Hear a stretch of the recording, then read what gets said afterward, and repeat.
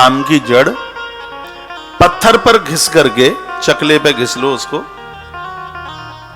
आम की जड़ नीचे से निकालकर, तना नहीं, नीचे जड़ बिल्कुल जड़ में होती है, वो नीचे जमीन के अंदर होती है, वो उसकी थोड़ी सी जड़ निकाल करके, एक महीने का उपाय है, उसकी जड़ घिस करके और गौ माता के कच्चे दूध में उसको मिलाकर, पका हुआ नहीं, गौ माता के कच्चे दूध में उस जड़ को घिस करके उसमें उसको मिला करके सुबह खाली पेट वह नारी लेती है जिसको बच्चे को जन्म देना है।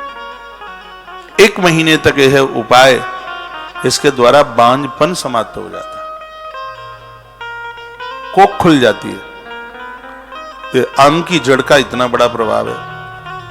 एक बार फिर रिपीट कर रहा हूं, आम की जड़ नीचे, उसको धो लीजिए, मिट्टी विट्टी लगी हुई होगी तो उसको किसी चकले वगैरह पे उसको घिसें, उसको 1 महीने तक यह करना है और गौ माता के कच्चे दूध में उसको मिला करके फिर उसको लिया। अब केंद्र में भगवान कृष्ण बैठे हैं, पुत्र रूप में बैठे हैं वह है।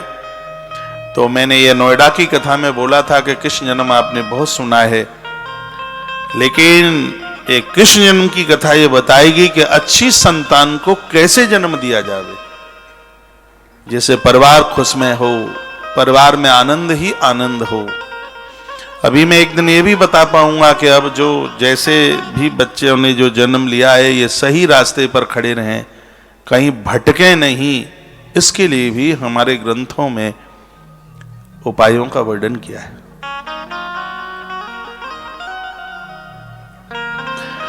चौथी बात और निवेदन कर रहा हूं, गोमती चक्र पूजा में रखकर उसका पूजन करने से गर्भ में कभी संतान समाप्त नहीं होती। गोमती चक्र का इतना बड़ा प्रभाव है। घर में गर्भिणी नारी है, उसके गर्भ में संतान है, जब तक बच्चे का जन्म नहीं हो जाता है, गर्भ में संतान आवे तब से लेकर के बच्चे के जन्म तक यदि उससे गोमती चक्र की नित्य पूजा कराई जाए, चंदन रोली उस पर लगवाया जावे, तो गोमती चक्र के द्वारा गर्भ में संतान सुरक्षित रहती है।